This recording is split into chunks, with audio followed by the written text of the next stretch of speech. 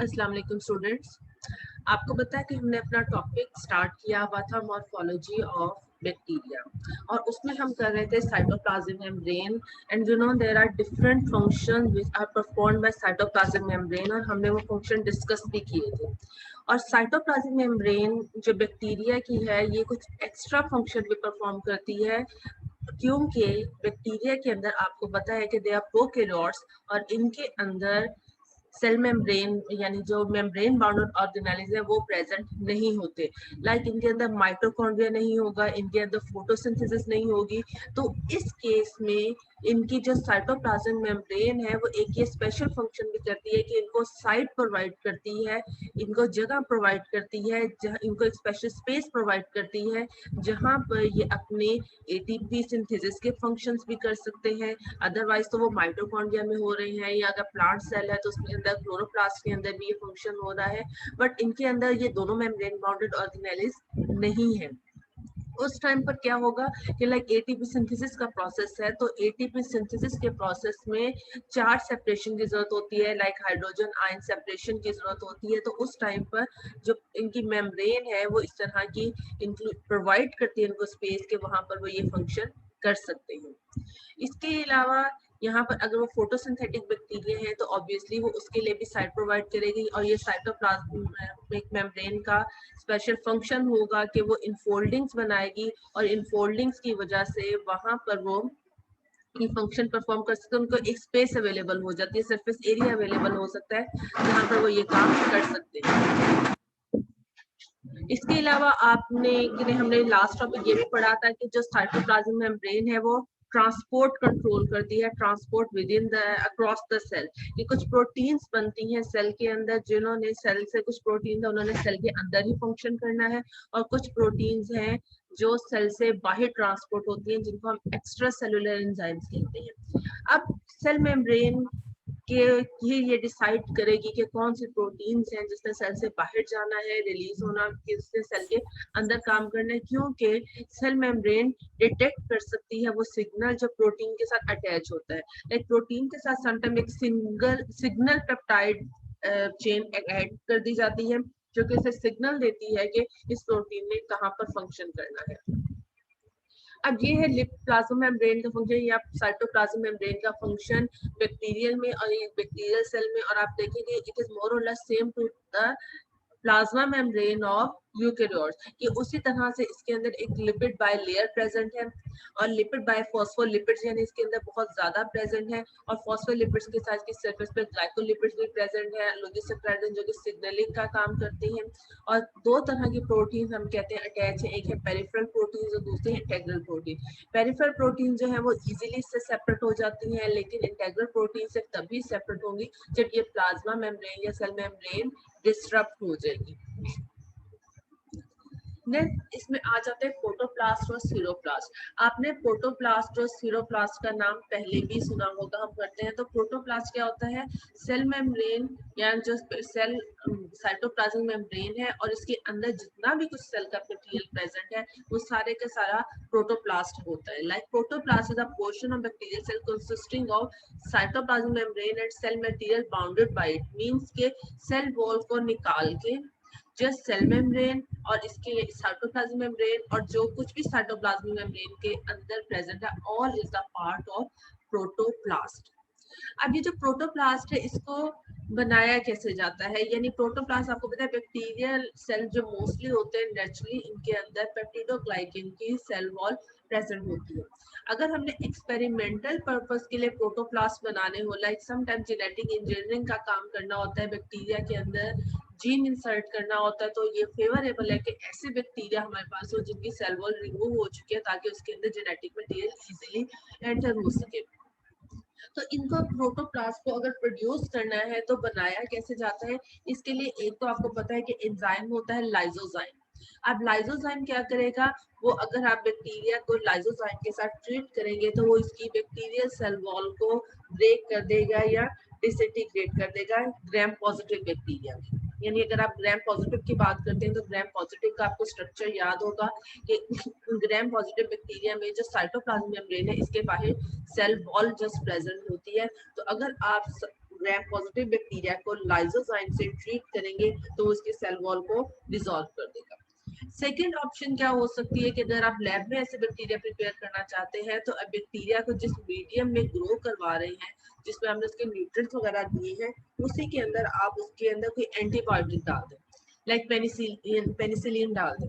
Antibiotic जो है वो उसमें सेल वॉल फॉर्मेशन को रोक देंगे, उसके अंदर सेल वॉल फॉर्मेशन नहीं होने देंगे।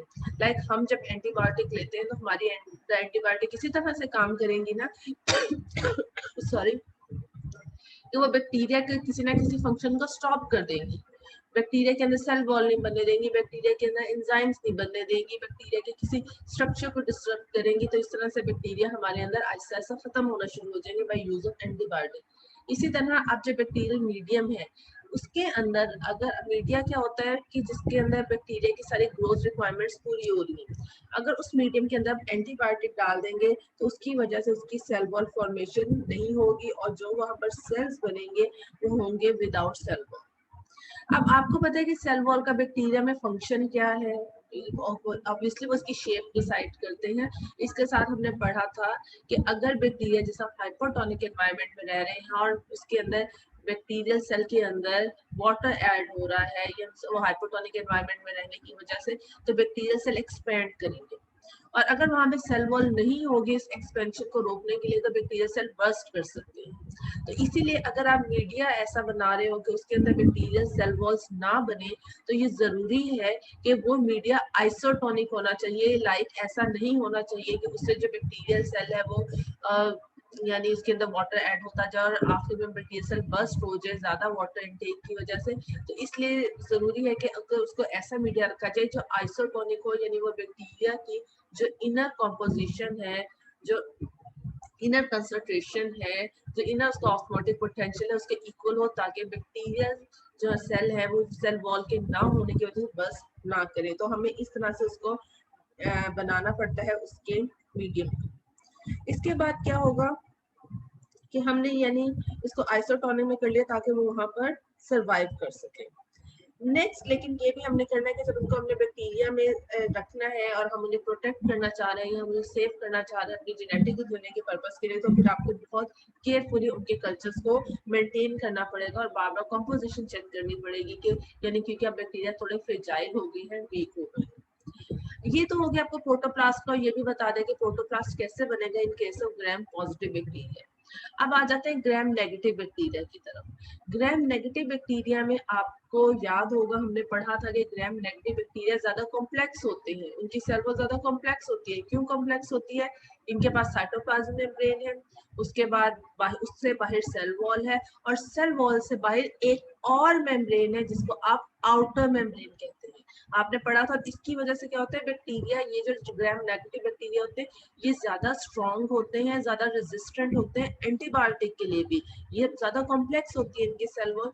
तो कैसे हम ग्राम नेगेटिव बैक्टीरिया में अब कैसे बनाएंगे? ग्राम नेगेटिव बैक्टीरिया में भी हम वही प्रोसीजर यूज कर सकते हैं कि हम या तो उनमें उनको ट्रीट करें, किसी एंजाइम से ट्रीट करें, जैसे हमने ग्राम पॉजिटिव को ट्रीट किया था, हम उसी तरह से ग्राम नेगेटिव को भी एंजाइम से ट्रीट करें ताकि उसकी सेल वॉल डिसॉल्व हो जाए। और हम ये भी कर सकते हैं कि हम उसे ग्रो करवाएं किसी मीडियम में, यानी तो वहां पर भी हम एंटीबायोटिक ऐड कर दें और एंटीबायोटिक ऐड करने से क्या होगा, सेल वॉल नहीं बनेगी, जस्ट लाइक ग्राम नेगेटिव। तो फर्क क्या हुआ? दोनों में हम सेम प्रोसीजर यूज कर रहे हैं, दोनों में लाइसोजाइम यूज करेंगे, दोनों में एंटीबायोटिक यूज कर रहे हैं ताकि सेल वॉल फॉर्मेशन ना हो। डिफरेंस क्या होगा? डिफरेंस ये होगा कि जो रिजल्टिंग सेल बनेंगे ग्राम पॉजिटिव में इस ट्रीटमेंट के रिजल्ट में, उनके पास जस्ट साइटोप्लाज्म मेम्ब्रेन होगी, सेल वॉल नहीं होगी। बट ग्राम नेगेटिव बैक्टीरिया जिस तरीके से बनेंगे उनके अंदर सेल वॉल उनके अंदर भी नहीं होगी, लेकिन उनके अंदर दो मेम्ब्रेन प्रेजेंट होंगी, एक साइटोप्लाज्म मेम्ब्रेन और एक आउटर मेम्ब्रेन। तो इस तरह से दे आर डिफरेंट फ्रॉम दो cells resulted in case of gram positive. Gram positive में सेल वॉल ना होने से जो बनेगा मटेरियल या जो सेल बनेंगे जिसको आप प्रोटोप्लाज्म कह रहे हैं, उसके अंदर जस्ट साइटोप्लाज्म मेम्ब्रेन होगी। लेकिन इस ट्रीटमेंट के रिजल्ट में ग्राम नेगेटिव बैक्टीरिया के जो सेल बनेंगे उसके पास सेल वॉल उसके पास भी नहीं होगी, लेकिन उसके पास दो मेम्ब्रेन होंगी, एक साइटोप्लाज्म मेम्ब्रेन और एक आउटर मेम्ब्रेन। तो इस केस में हम उसे प्रोटोप्लाज्म नहीं कहेंगे, हम उसे स्फीरोप्लास्ट कहेंगे। यानी ये फर्क है। ग्राम पॉजिटिव से की सेल वॉल खत्म करने के रिजल्ट में जो बने वो प्रोटोप्लास्ट थे, क्योंकि उनके पास जस्ट साइटोप्लाज्म मेम्ब्रेन थी। वही ट्रीटमेंट ग्राम नेगेटिव के साथ किया तो जो बनेंगे स्ट्रक्चर्स बनेंगे उसे हम स्फीरोप्लास्ट कहेंगे, क्योंकि उनके पास दो मेम्ब्रेन है, एक आउटर मेम्ब्रेन और एक साइटोप्लाज्म मेम्ब्रेन और आउटर मेम्ब्रेन। इस तरह से हम दोनों में जब कोई वर्ड बोलेगा कि ये प्रोटोप्लास्ट है, ये स्फीरोप्लास्ट है, तो आपको फर्क पता चल जाएगा ये किस चीज की बात हो रही है। अब इसके एडिशन में कुछ बैक्टीरिया ऐसे भी होते हैं जिसको हम कहते हैं माइकोप्लाज्मास। ये तो हमने खुद बनाए ना, प्रोटोप्लास्ट और स्फीरोप्लास्ट। अब कुछ बैक्टीरिया नेचुरली प्रेजेंट है जिसको हम कहते हैं माइकोप्लाज्मा। अब माइकोप्लाज्मा में नेचुरली सेल वॉल होती ही नहीं, कुदरती तौर पर नहीं होती, और इनके पास सिर्फ साइटोप्लाज्म मेम्ब्रेन होती है। तो हम कह सकते हैं कि इसके अंदर इसकी जो प्रॉपर्टीज है वो भी प्रोटोप्लास्ट की तरह ही है, क्योंकि इसके पास नेचुरली सेल वॉल नहीं होती। लेकिन अब देखेंगे हम तो ये पढ़ते हैं ना कि जो सेल वॉल बैक्टीरिया की चाहिए ताकि वो उसकी स्ट्रक्चर को मेंटेन करे, उसका वो जो उसको बर्स्ट होने से बचाए। तो इसका मतलब है कि माइकोप्लाज्मा को फिर ऐसे एनवायरनमेंट में रहना पड़ेगा जो उनके आइसोटोनिक हो, जो उनके इनर ऑस्मोटिक पोटेंशियल को डिस्टर्ब ना करे, उसके अकॉर्डिंग हो। तो मोस्टली ऐसे जो माइकोप्लाज्मास होते हैं वो मोस्टली एज पैरासाइट्स रहते हैं, और इनके अपने होस्ट के यानी जो ऐसे एनवायरनमेंट में रहते हैं जहाँ पे होस्ट का एनवायरनमेंट इनका एनवायरनमेंट जो ऑस्मोटिकली तकरीबन एक जैसा होता है, तो इसलिए इनको वहां पे ये डेंजर ये खतरा नहीं होता कि वो बस्ट हो जाएंगे। अब आपको क्वेश्चन इस तरह के आ सकते हैं कि आप ग्राम नेगेटिव या ग्राम पॉजिटिव से किस तरह से प्रोटोप्लास्ट बना सकते हैं, what is the difference between protoplast and spheroplast. अब यहाँ पर अगर आपको ये आ जाता है क्वेश्चन के what is the difference between protoplast और स्फीरोप्लास्ट, तो आपको इसे डायग्राम से भी शो करना पड़ेगा। लाइक अब आप यहाँ पर देखिए ग्राम पॉजिटिव बैक्टीरिया, इसके पास सेल वॉल प्रेजेंट है, और इनर साइड पर ये थोड़ी सी जो ऑरेंज पिंक से कलर में शो किया ये सेल मेम्ब्रेन है। अब आपने इसमें क्या तरीके किए, दो हमने किए थे। केमिकल ट्रीटमेंट, केमिकल ट्रीटमेंट क्या था कि आपने उसे लाइसोजाइम से ट्रीट किया, म्यूटेशन था कि हम जो जीन है वो बनाने वाला सेल वॉल उसको इनएक्टिव कर सकते हैं, या हम इसको ट्रीट करते हैं एंटीबायोटिक से। उन दोनों केसेस में क्या होगा कि सेल मेम्ब्रेन रहेगी, सेल वॉल खत्म हो जाएगी, तो जो रिजल्टिंग सेल है ये है protoplast. Same treatment is given to the gram negative, लेकिन ग्राम नेगेटिव में देखें ब्लू कलर की सेल वॉल है, उसके अंदर ये थोड़े ऑरेंजिश कलर में मेम्ब्रेन है, और सबसे बाहर है आउटर मेम्ब्रेन। जब आपने उसकी ट्रीट किया, उसकी सेल वॉल को खत्म किया, तो अब देखिए जो रिजल्टिंग सेल है ये डिफरेंट है। इसके पास सेल वॉल इसके पास भी नहीं है, बट इसके पास दो मेम्ब्रेन है, तो ये है स्फीरोप्लास्ट। अब नेक्स्ट आ जाता है कि membrane intrusion and intracellular membrane system. अभी मैंने जब साइटोप्लाज्म मेम्ब्रेन का आपको बता रही थी तो उस समय मैंने आपसे कहा था कि प्रोकैरियोट्स में मेम्ब्रेन बाउंडेड ऑर्गेनेल्स एब्सेंट होते हैं। लाइक उनके पास माइटोकॉन्ड्रिया नहीं होगा, उनके पास क्लोरोप्लास्ट नहीं होगा, उनके पास एंडोप्लाज्मिक रेटिकुलम नहीं होगा। और आपको पता है कि ये जो मेम्ब्रेन बाउंडेड ऑर्गेनेल्स हैं ये बड़े बहुत से फंक्शन को फॉर्म करते हैं सेल के अंदर। लाइक फोटोसिंथेटिक बैक्टीरिया हैं, तो उन्होंने फोटोसिंथेसिस करनी है, तो उनको कुछ सरफेस चाहिए। अब हम जानते हैं कि क्लोरोप्लास्ट में एक बहुत एक्सटेंसिव मेम्ब्रेन सिस्टम होता है थाइलाकॉइड, जहां पर फोटोसिंथेसिस का प्रोसेस हो रहा होता है। इन केस ऑफ रिस्पायरेशन हम जानते हैं कि माइटोकॉन्ड्रिया एरोबिक रिस्पायरेशन के लिए उसके अंदर भी आप देखते हैं कि माइटोकॉन्ड्रिया के अंदर हम कहते हैं ना कि उसकी मेम्ब्रेन में इनफोल्डिंग्स हुई होती हैं, जैसे आप सिस्टर्निंग कहते हैं, तो वहां पर ये यानी प्रोसेस होता है जिसकी वजह से एटीपीज बनते हैं। इसका मतलब ये है कि हमको मेम्ब्रेन सिस्टम को इनफोल्डिंग्स ऑफ मेम्ब्रेन चाहिए रेस्पिरेशन की प्रोसेस को कंप्लीट करने के लिए या फोटोसिंथेसिस के प्रोसेस को कंप्लीट करने के लिए। तो अब बैक्टीरिया के अंदर तो ये चीजें प्रेजेंट नहीं है, बैक्टीरिया के अंदर तो कोई भी मेम्ब्रेन बाउंडेड ऑर्गेनेली प्रेजेंट नहीं है। तो फिर बैक्टीरिया ऐसे फंक्शन को कैसे करेंगे, तो इसके लिए उनकी साइटोप्लाज्म मेम्ब्रेन इनकी हेल्प करती है, और साइटोप्लाज्म मेम्ब्रेन इनफोल्डिंग्स बना देती है। क्योंकि ना माइटोकॉन्ड्रिया है ना क्लोरोप्लास्ट है, तो उस टाइम में साइटोप्लाज्मिक मेम्ब्रेन की फंक्शन परफॉर्म करेगी। इसलिए बैक्टीरिया की साइटोप्लाज्मिक मेम्ब्रेन बहुत इंपॉर्टेंट है। वो कुछ इनफोल्डिंग्स बना लेगी या वो इन्विजिनेट करेगी, जिसके रिजल्ट में सरफेस एरिया इंक्रीज हो जाएगा, और उस सरफेस एरिया के इंक्रीज होने से वहां पर वो स्पेस प्रोवाइड कर देगी जहां पर जो है वो क्लोरोप्लास्ट में जो फंक्शन करता है फोटोसिंथेसिस वो भी हो सकेगा और एरोबिक रेस्पिरेशन का प्रोसेस भी हो सकेगा। अब ये है कि कुछ पर साइटोप्लाज्म मेम्ब्रेन क्या करते हैं, साइटोप्लाज्म मेम्ब्रेन जो है वो इनफोल्ड होकर या इन्विजिनेट कर कुछ वेसिकल लाइक स्ट्रक्चर बना देती है। यानी ये जो साइटोप्लाज्म मेम्ब्रेन है, इसने ही ये सारे काम करने हैं, मेम्ब्रेन बाउंड ऑर्गेनेल्स तो है नहीं। तो साइटोप्लाज्म मेम्ब्रेन अक्सर क्या करती है, इन्विजिनेट होकर फोल्ड होकर कुछ कॉन्वुलेटेड ट्यूब्यूल्स बना देती है या वेसिकल्स बना देती है। तो वो जो साइटोप्लाज्म मेम्ब्रेन के वेसिकल्स एंड कॉन्वुलेटेड ट्यूब्यूल्स बना रही है, जो नेटवर्क सा बना रही है, उसको हम कहते हैं मीसोसोम। अब जब मीसोसोम्स होते हैं दो तरह के हो सकते हैं। अगर मीसोसोम जो है वो सेल के सेंटर तक गए हुए हैं, यानी सेल के सेंटर तक पेनिट्रेट किए हुए हैं, तो हम इसको सेंट्रल मीसोसोम्स कहेंगे। लेकिन अगर जो सेल के जो मीसोसोम्स है ये सेल के सेंटर तक नहीं है, ये नियर साइटोप्लाज्म मेम्ब्रेन ही रहते हैं, तो फिर हम इसको पेरिफेरल मीसोसोम कहेंगे। तो यहाँ पर इन मीसोसोम की एक एग्जांपल दी हुई है कि ये देखिए ये सेल वॉल है, ये प्लाज्मा मेम्ब्रेन, और देखिए ये सेल वॉल या तो कुछ वेसिकल लाइक स्ट्रक्चर बनाती है या ये कुछ कॉन्वुलेटेड ट्यूब्यूल्स भी बना देती है, तो इसको हम फिर मीसोसोम का नाम देते हैं। और मीसोसोम अभी मैंने क्या कहा था, कुछ इतने एक्सटेंसिव होते हैं कि वो सेल के सेंटर तक पहुंच जाते हैं, तो हम इसको फिर या सेल के मिडल तक पहुंच जाते हैं, तो फिर हम इसको सेंट्रल मीसोसोम्स कहेंगे। और आमतौर पे ये कहा जाता है कि ये जो सेल का न्यूक्लियर मटेरियल है उसके साथ भी इन्वॉल्व होते हैं न्यूक्लियर, और वहां पर रेप्लिकेशन के साथ डीएनए रेप्लिकेशन में भी हेल्प करते हैं या सेल डिवीजन में हेल्प करते हैं। और उसके बाद दूसरे आपको कहा था कि पेरिफेरल मीसोसोम्स कौन से हैं, कि वो पेनिट्रेट नहीं करेंगे सेल के सेंटर तक, वो बस सेल मेम्ब्रेन के आसपास ही रहेंगे, तो हम उसे पेरिफेरल मीसोसोम्स कहेंगे। और कहते हैं कि इसका फंक्शन क्या हो सकता है, मींस के लाइक कुछ एंजाइम्स हैं जिन्होंने सेल से बाहर ट्रांसपोर्ट होना है, लाइक एक्स्ट्रा सेलुलर एंजाइम, कुछ प्रोटीन ने रिलीज होना है, तो ये उनमें हेल्प कर सकते हैं। अब इसी तरह से कहते हैं कि ये जो इंट्रासेलुलर मेम्ब्रेन सिस्टम है, अब ये जो extensive intracellular membrane system occur in methane oxidising bacteria, certain chemoautotrophs and in nearly all phototrophic bacteria.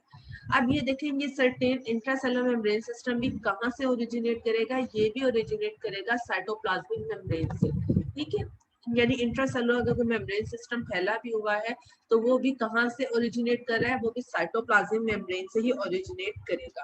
और इन बैक्टीरिया में लाइक कुछ बैक्टीरिया वो मीथेन को ऑक्सीडाइज करके एनर्जी लेते हैं, कुछ बैक्टीरिया हैं कुछ बहुत अनयूजुअल केमिकल कंपाउंड होता है, नाइट्रोजन कंपाउंड है, सल्फेट कंपाउंड है, जिसे हम पर्पल सल्फर बैक्टीरिया कहते हैं, वो उनको ऑक्सीडाइज करके अपनी एनर्जी लेंगे, तो हम उसको कीमोऑटोट्रॉफ्स कह देते हैं। और जब फोटोट्रॉफिक बैक्टीरिया, उनके बारे में तो हमें पता ही है कि वो फोटोसिंथेसिस का प्रोसेस यूज करते हैं, तो उनको भी जिस तरह यूकैरियोटिक सेल में थाइलाकोइड मेम्ब्रेन्स प्रेजेंट होते हैं, इस तरह से फोटोट्रॉफिक बैक्टीरिया को भी एक मेम्ब्रेनस नेटवर्क चाहिए होता है, तो वो उनको फिर ये इंट्रासेलुलर मेम्ब्रेन सिस्टम जो साइटोप्लाज्मिक मेम्ब्रेन से ओरिजिनेट करता है वहां से उनको मिलता है। और यहाँ पर ये जो फोटोट्रॉफिक बैक्टीरिया में ये जो मेम्ब्रेन सिस्टम है, इसमें पिगमेंट्स प्रेजेंट होंगे, लाइट एब्जॉर्बिंग पिगमेंट्स प्रेजेंट होंगे, वो यानी फोल्डिंग्स बनेंगी, और वो एक फोटोसिंथेटिक अपरेटस बनाएंगे जिसके अंदर लाइट एब्जॉर्बिंग बैक्टीरिया प्रेजेंट होंगे, और वो बिल्कुल ऐसे ही काम करेंगे जिस तरह से यूकैरियोट्स में थाइलाकोइड मेम्ब्रेन्स काम करते हैं। नेक्स्ट अब आ जाता है साइटोप्लाज्म, यानी अब हम बाहर से बैक्टीरियल सेल में बाहर से अंदर की तरफ जा रहे हैं। हमने सेल मेम्ब्रेन की बात की, सेल मेम्ब्रेन जो फोल्डिंग्स बना रही थी उनकी बात की, और अब हम बात कर रहे हैं साइटोप्लाज्म की। साइटोप्लाज्म आपको पता है कि सेल मेम्ब्रेन के अंदर एक semi fluid like material present है, जिसके अंदर डिफरेंट केमिकल्स, डिफरेंट प्रोटीन्स भी डिसॉल्व होंगे, जिसके अंदर राइबोसोम्स भी प्रेजेंट होंगे, जिसके अंदर बाकी चीजें भी प्रेजेंट होंगी। तो जो साइटोप्लाज्म है बैक्टीरिया का, हम उसे कह सकते हैं कि जिसको तीन पार्ट्स में डिवाइड कर सकते हैं। एक है साइटोप्लाज्मिक एरिया जो that will be granular in appearance, यानी थोड़ा ग्रेन्यूल्स लाइक होगा, और उसके अंदर मैक्रोमोलेक्यूल प्रेजेंट होंगे। लाइक इसके अंदर मैक्रोमोलिक्यूलर में हम कहेंगे इसके अंदर राइबोसोम्स प्रेजेंट होंगे, उनकी प्रेजेंस की वजह से ये ग्रेनुलर होंगे। और राइबोसोम्स आपको पता है किसके बने होते हैं, आरएनए एंड प्रोटीन की, और ये इनका फंक्शन क्या होता है, ये प्रोटीन सिंथेसिस में हेल्प करते हैं। तो यानी जो साइटोप्लाज्मिक एरिया है, जो ग्रेनुलर्स है, ग्रेन्यूल्स उसके अंदर प्रेजेंट है, वो यानी उसके अंदर राइबोसोम ग्रेन्यूल्स प्रेजेंट है या मैक्रोमोलिक्यूल प्रेजेंट है। नेक्स्ट इसमें आ जाता है जो सेकंड है वो है क्रोमेटिनिक एरिया। क्रोमेटिनिक एरिया के नाम से क्या पता चला है, क्रोमेटिन हम किसे कहते हैं, क्रोमोसोम से रिलेटेड है, क्रोमोसोम डीएनए के बने होते हैं। तो ये जो क्रोमेटिनिक एरिया है it is rich in DNA. उसके बाद आ जाता है थर्ड पोर्शन जिसे हम कहते हैं ना द फ्लूइड पोर्शन। अब फ्लूइड पोर्शन के अंदर डिसॉल्व सब्सटेंसेस प्रेजेंट होंगे, लाइक उसके अंदर कार्बोहाइड्रेट्स कुछ डिसॉल्व हो सकते हैं, कुछ और केमिकल्स उसके अंदर हो सकते हैं डिसॉल्व होंगे, तो उसके अंदर डिसॉल्व केमिकल प्रेजेंट होंगे। बाकी आपको पता है कि साइटोप्लाज्म के अंदर यही एरिया होंगे अगर बैक्टीरिया के, और बाकी साइटोप्लाज्म के अंदर कोई भी मेम्ब्रेन बाउंडेड ऑर्गेनेलिज प्रेजेंट नहीं होगा। यानी ये सिंपल है, कोई भी मेम्ब्रेन बाउंडेड ऑर्गेनेलिज के अंदर प्रेजेंट नहीं होगा। और बस जो राइबोसोम ग्रेन्यूल्स लाइक है बस वो हमें नजर आ रहे हैं। और मेम्ब्रेन्स जो राइबोसोम्स हैं प्रोकैरियोट्स के, आपको पता है they are smaller in size as compare to eukaryotes. के यूकेरियोट्स में जो आप पढ़ते हैं उसका राइबोसोम वो 70s उनका साइज होता है। 70s का मतलब है ये स्वेटबर्ग यूनिट है कि वो किस पर होते हैं, सेटल डाउन किस पर होते हैं। इसके बाद नेक्स्ट आ जाता है साइटोप्लाज्मिक इंफ्यूजन्स एंड वैक्यूल्स। अब मेम्ब्रेन बाउंडेड ये हमें क्लियर है कि मेम्ब्रेन बाउंडेड ऑर्गेनेल्स नहीं प्रेजेंट होते, लेकिन सम टाइम्स क्या होता है कि साइटोप्लाज्म के अंदर कुछ कंसंट्रेटेड डिपॉजिट्स हो जाते हैं कुछ सब्सटेंस की, यानी कुछ सब्सटेंस है उनकी डिपॉजिट्स प्रेजेंट हो सकती हैं साइटोप्लाज्म में, तो हम उसे साइटोप्लाज्मिक इंफ्यूजन्स का नाम दे सकते हैं। लाइक फॉर एग्जांपल आपको एग्जांपल देंगे कि यहाँ पे है वोलेटिन ग्रेन्यूल, ठीक है। अब वोलेटिन ग्रेन्यूल्स हैं, इनको मेटाक्रोमेटिक ग्रेन्यूल्स भी कहते हैं। और इसी तरह से इनका यानी ये किसी मेम्ब्रेन से बाउंड नहीं है, ये सब्सटेंस है जो कि एक तरह से कंसंट्रेट हो गए हैं और यानी डिपॉजिट हो गए हैं। तो ये किसके बने होते हैं, पॉलीफॉस्फेट के। और जब इनको स्टेन करते हैं हम किसी डाई से, तो डाइल हम इसे मिथाइलिन 2 से चेक करते हैं तो ये हमें रेडिश पर्पल कलर के नजर आएंगे और हम इसे लाइट माइक्रोस्कोप से देख सकेंगे और हमें पता चल जाएगा ओके दीज आर पॉलीफॉस्फेट। और ये क्या होंगे, ये एक तरह से सोर्स होंगे, रिजर्व सोर्स होंगे फॉस्फेट का। इसी तरह से अगर हम कुछ एरोबिक बैक्टीरिया की बात करते हैं कि वो ऐसे एनवायरनमेंट में रह रहे हैं जहाँ पे कार्बन बहुत ज्यादा है लेकिन वहां पर नाइट्रोजन कम है, इस तरह के एनवायरनमेंट में रह रहे हैं, तो वहां पर एक लिपिड लाइक मटेरियल बनेगा जिसे आप कहते हैं पॉलीबीटा हाइड्रोक्सी ब्यूटाइरेट, या हम इसे PHB का भी नाम देते हैं। और इसका क्या काम होगा, it will serve as the reserve carbon and energy source. इसी तरह से हम इसको इलेक्ट्रॉन माइक्रोस्कोप से भी, यानी कुछ ऐसे ग्रेन्यूल्स हैं यानी इतने छोटे होते हैं कि हम इसे सिर्फ इलेक्ट्रॉन ग्रेन्यूल से ही देख सकेंगे कि लाइक ये जो PHB है इसे भी इलेक्ट्रॉन माइक्रोस्कोप से देख सकेंगे जिसमें ये राउंड नजर आएंगे। इन एडिशन टू दैट कुछ बैक्टीरिया के पास क्या होता है, उनके पास पॉलीसेकेराइड ग्रेन्यूल्स होंगे जो कि ग्लाइकोजन के बने होंगे। और आपको पता है कि हम ग्लाइकोजन को कैसे कर सकते हैं, हम अगर से आयोडीन से करें तो जो ग्लाइकोजन है ये रेड कलर में अपीयर होता है। जो स्टार्च है वो आयोडीन से ब्लू रिएक्शन देता है, लेकिन जो आयोडीन है वो ग्लाइकोजन के साथ रेड कलर में हमें नजर आता है।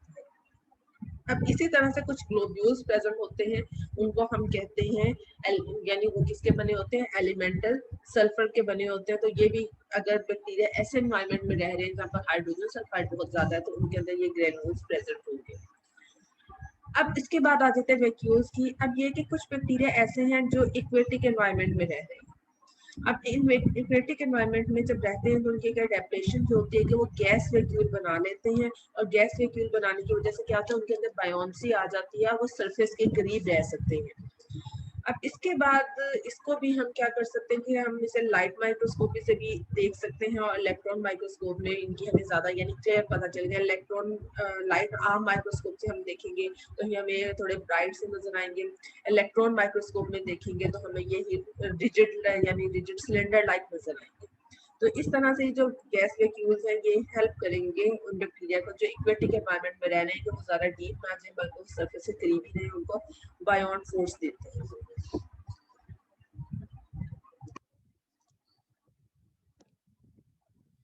नेक्स्ट आ जाता है न्यूक्लियर मटेरियल। न्यूक्लियर मटेरियल का अभी आपने साइटोप्लाज्म में पढ़ा था कि साइटोप्लाज्म का जो एरिया रिच होता है न्यूक्लियर मटेरियल में, डीएनए में हम उसे क्रोमेटिन का नाम दे देते हैं। तो यहाँ पर आपको पता है कि जो बैक्टीरिया के अंदर न्यूक्लियर मटेरियल है, जो डीएनए है, वो किसी भी मेम्ब्रेन के अंदर नहीं है। यही एक तरह से मेन डिफरेंस करता है ना प्रोकैरियोट्स या यूकैरियोट्स में, कि प्रोकैरियोट्स में मेम्ब्रेन बाउंडेड न्यूक्लियस प्रेजेंट नहीं होता, बल्कि इनका जो न्यूक्लियर मटेरियल है वो इनके साइटोप्लाज्म के अंदर ही प्रेजेंट होता है। तो जहाँ पर वो एरिया सेल का जहाँ पर ये न्यूक्लियर मटेरियल कंसंट्रेटेड होता है या न्यूक्लियर मटेरियल प्रेजेंट होता है, हम उसे कहते हैं कि इसको आप न्यूक्लियोइड का नाम दे सकते हैं। यानी ये भी नहीं होगा कि अगर बैक्टीरिया के अंदर न्यूक्लियस प्रेजेंट नहीं है मेम्ब्रेन बाउंडेड, तो इसका ये मतलब भी नहीं है कि उसका जो डीएनए है वो इधर इधर यानी घूमता रहेगा, नहीं, वो भी एक खास एरिया में कंसंट्रेटेड होगा, एक खास एरिया में लोकलाइज होगा। तो जिस एरिया में ये बैक्टीरिया का जेनेटिक मटेरियल या उसका क्रोमोसोम या उसका डीएनए कंसंट्रेटेड होता है, हम उसके न्यूक्लियोइड का नाम भी देते हैं, हम उसे क्रोमैटिन बॉडी का भी नाम दे देते हैं, हम उसे न्यूक्लियर इक्विवेलेंट का भी नाम दे देते हैं, और हम इसी तरह से बैक्टीरियल क्रोमोसोम्स का भी नाम दे देते हैं।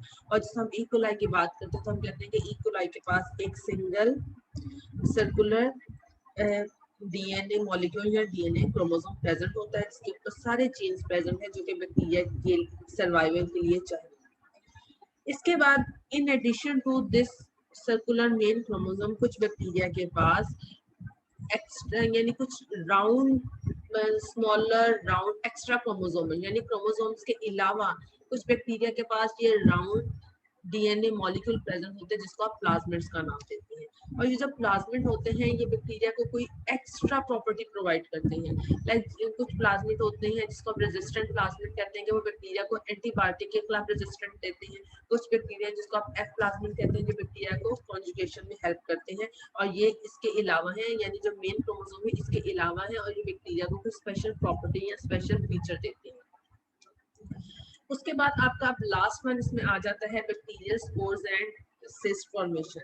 अब बैक्टीरियल स्पोर्स या सिस्ट ये उस वक्त बनते हैं जब बैक्टीरिया किसी हार्श एनवायरनमेंट में रह रहा है, एनवायरमेंटल कंडीशंस हार्श हो गई हैं, तो उस टाइम पर जो बैक्टीरिया हैं वो ये स्ट्रक्चर्स बनाते हैं ताकि वो उसको हार्श एनवायरनमेंट में सर्वाइव करने में हेल्प करें। क्योंकि जो बैक्टीरियल स्ट्रक्चर्स बनते हैं ये ज़्यादा रेजिस्टेंट होते हैं, ज़्यादा थिक वॉल होते हैं, और बैक्टीरिया को उस एनवायरनमेंट में सर्वाइव करने में हेल्प करते हैं।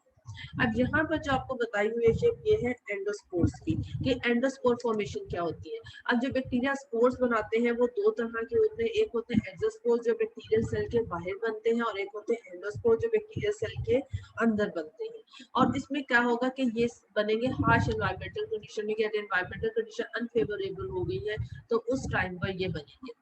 अब इसमें आप देखते हैं कि बैक्टीरिया में यहाँ पर आपको दिखाया हुआ है कि बैक्टीरिया सेल मोस्टली तो इस तरह से 2 में डिवाइड होता है। ये नॉर्मल साइकिल है जो नॉर्मल एनवायरमेंटल कंडीशन में हो रहा है। बट अगर एनवायरमेंटल कंडीशन हार्श हो गई है, अनफेवरेबल हो गई है, उस टाइम पर बैक्टीरिया क्या करेंगे, ये देखिए उसके अंदर यानी किस तरह से ग्रेन्यूल्स लाइक स्ट्रक्चर होंगे, और उसके बाद एसिमेट्रिक सेप्टम फॉर्मेशन होगा। ठीक है, यानी ये स्पोर फॉर्मेशन का जब आगाज होगा तो इस तरह से वो इक्वल नहीं करेंगे, जिस तरह यहाँ पर है ना पानी फिशन हो रही है, ये नहीं करेंगे, एसिमेट्रिक सेप्टेशन होगी। ये देखिए न्यूक्लियर मटेरियल यहाँ पर आ गया। अब ये जो मटेरियल अब बना है, ये जो अनइक्वल डिवीजन के रिजल्ट में जो यहाँ पर एक पार्टीशन हुई है, ये जो स्ट्रक्चर बना है इसको हम कहेंगे प्री स्पोर। और आप देखिए प्री स्पोर के अराउंड एक बॉल सी बनना शुरू हो गया थिक मटेरियल। देन मजीद क्या होगा, उसके ऊपर मजीद लेयर्स बनाए जाएंगे, यानी स्पोर कोट पीसेस उसके अंदर ऐड कर दिए जाएंगे, और उसके बाद टाइम के साथ उसके अंदर एक और लेयर ऐड कर दी जाएगी। अब इस तरह से ये बन जाएगा मदर सेल। जब ब्रेक होगा तो उसमें से ये स्पोर रिलीज होगा, और इस स्पोर में आप देखिए कितने पार्ट्स हैं जो कि उसकी मदर सेल में नहीं थे, लाइक कॉर्टेक्स है, स्पोर कोट है, एक्स्ट्रा पार्ट है। अब इसका ये एंडोस्पोर इतना रेजिस्टेंट होता है कि आपको शायद मैंने पहले भी बताया कि जब स्टेरिलाइजेशन के बारे में बताया था कि जो बैक्टीरिया हैं वो बॉइलिंग वाटर में कुछ देर रखेंगे तो वो डेड हो जाते हैं, लेकिन ये जो स्पोर्स हैं, एंडोस्पोर्स हैं, ये बाजू का बॉइलिंग वाटर में भी नहीं खत्म होते, नहीं यानी ये सरवाइव वहां पे भी कर सकते हैं, बॉइलिंग वाटर में भी। इतने ये हार्ड, इतने ये रेजिस्टेंट होते हैं, तो इसलिए इनके लिए हम फिर जब हम लैब में स्पेशल काम करते हैं तो हम ऑटोक्लेव यूज करते हैं जो 121 तक टेम्परेचर इंक्रीज करता है, तो उस टेम्परेचर पर ये एंडोस्पोर्स खत्म होते हैं। ये आम से बॉइलिंग से ये एंडोस्पोर्स खत्म नहीं होंगे, और जब एनवायरमेंटल कंडीशन नॉर्मल होती हैं तो ये जो एंडोस्पोर्स हैं ये दोबारा से एक बैक्टीरिया सेल बना देंगे और अपनी नॉर्मल ग्रोथ शो कर देंगे। अब ये कहा जाता है कि जो एंडोस्पोर्स हैं इनके अंदर डीपीए एक मटेरियल है, डाइपाइकोलिनिक एसिड या डीपीए कहते हैं, वो प्रेजेंट होता है जिसकी वजह से ये इनको ज्यादा रेजिस्टेंट बना देते हैं, और इसका जो ये 10 to 15% जो स्पोर का ड्राई वेट है वो बनाते हैं। अब ये है स्ट्रक्चर एंडोस्पोर्स। आप इस स्ट्रक्चर्स को देख के ही आपको अंदाजा हो जाएगा कि ये जो एंडोस्पोर्स है ये इतना टफ क्यों है।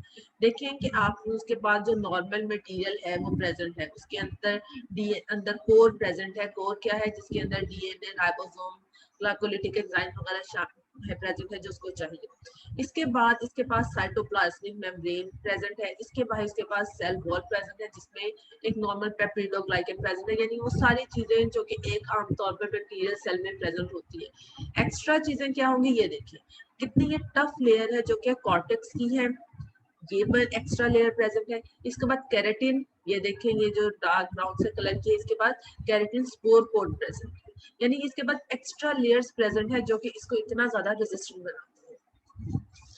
अब कुछ केसेस में होता है यहाँ पर, अब मैंने एक्सोस्पोर का बताया था कि कुछ केसेस में एक्सोस्पोर्स बनते हैं, और एक्सोस्पोर्स लाइक कुछ मीथेन ऑक्सीडाइजिंग बैक्टीरिया है उसके अंदर बनते हैं। तो एंडोस्पोर और एक्सोस्पोर में डिफरेंस क्या है कि एक्सोस्पोर सेल से बाहर बनते हैं।